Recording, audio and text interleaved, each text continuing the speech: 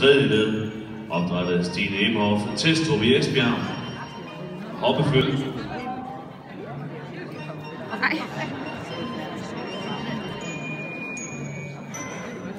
Så er vi klar.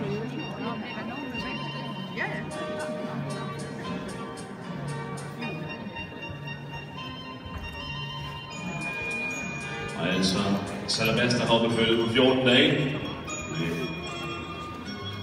Michelino, og så morfra i tredje led, comeback 2 fra Stine Emhoff, Testrup i Esbjerg, og der skal jeg også huske at fortælle, at det her følge er til salg.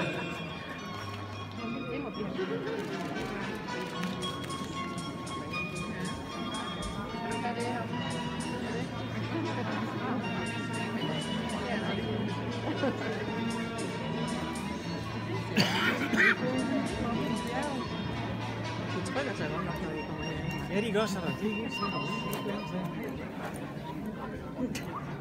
Ja, selvom mor hun ser ud til at være lidt vågen, så prøver vi alligevel at klappe hende ud også her.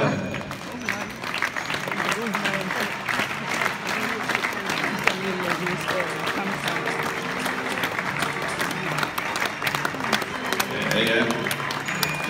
Altså, tak her til et flot følge. Fin repræsentant for Salabaster. Det bliver spændende at se endnu flere efter ham i år.